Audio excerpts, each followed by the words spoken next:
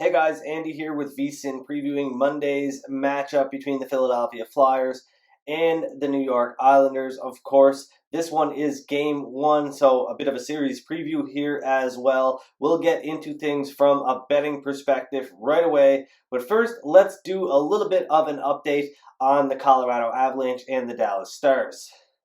The Dallas Stars pulled off the upset victory in Game 1 as plus 140 underdogs. Their top line of Tyler Seguin, Alexander Radulov, and Jamie Benn exploded, something we haven't seen them do in these playoffs and haven't really seen them do a whole lot this entire season.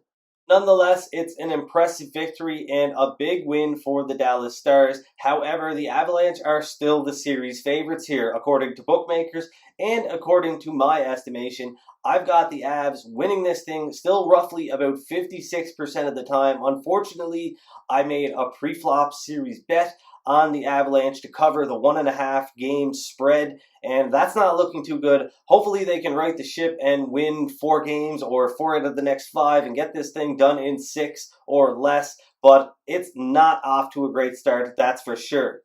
And outside of the Stars' victory in Game 1, the big storyline is Philip Grubauer's injury. It looked like an apparent groin injury. Obviously, we don't get a whole lot of information out of the NHL's bubble, but his replacement, Pavel Francouz, is not to be taken lightly. This guy has posted great numbers wherever he has gone, the Czech League, the KHL, and now in the NHL. He's the real deal, and people are going to learn that this guy can get it done. If he is given the crease in this series, I think he will run with it and do great. No worse than we would have seen Philip Grubauer do, in my opinion, so no difference here. I don't see any downgrade in the goaltending department from Grubauer to Francouz. And don't forget to monitor the status of Erik Johnson, Avalanche defenseman, a veteran presence on their blue line, and he will be missed if he cannot go in this game. It will make a big difference to the line, but the Avs would certainly like to have him in their lineup. I know a lot of you will be looking to probably jump in on the Colorado Avalanche now that there's an adjusted series price, but I don't see a lot of value. I think the bookmakers pretty much have this one right. And as far as the Game 2 price goes, we didn't see a whole lot of movement. It closed roughly minus 160 in Game 1. That's where we're seeing it in Game 2. So if things stay that way, no play for me.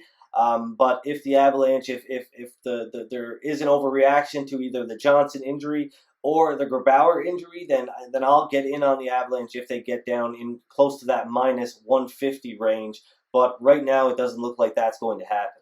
And of course, we have to get into the Philadelphia Flyers and the New York Islanders matchup. This one gets underway on Monday night, Game 1, and it's a really interesting matchup because obviously the Flyers were a very popular team heading into the qualifying round and out of the qualifying round into Game 1 of their series versus the Montreal Canadiens. But that buzz, that popularity really started to wear off very, very fast in their series versus the Montreal Canadiens. I think a lot of people came to the realization that they were not that special of a team, the Flyers, that is, as the Canadiens really were the better team in almost just about every game in that series. And this Islanders team has everything going right for it. First, they got a lackluster opponent in the Florida Panthers. Next, they got a team in the Washington Capitals that clearly did not want to be involved in the NHL playoffs. I don't usually like to buy into those kind of narratives, but it was written all over the Capitals' faces, and you could see it in their play. This Islanders team is a really frustrating opponent. If the Flyers' play resembles that of what we saw in their series versus the Montreal Canadiens, the Flyers are going to have a very tough time with this New York Islanders team. As far as my projected price goes, I have the Flyers winning this one about 56% of the time, which translates to a fair line of about minus 127. I see them winning this in 4 games about 7.5% of the time, in 5 games about 15% of the time, in 6 games about 17% of the time, and in 7 games about 16% of the time. On the Islanders side, if the series goes their way, I see them doing so in 4 games, roughly 5% of the time, in 5 games, about 10% of the time, in 6 games, roughly 14.5% of the time, and in 7 games, about 14.5% of the time.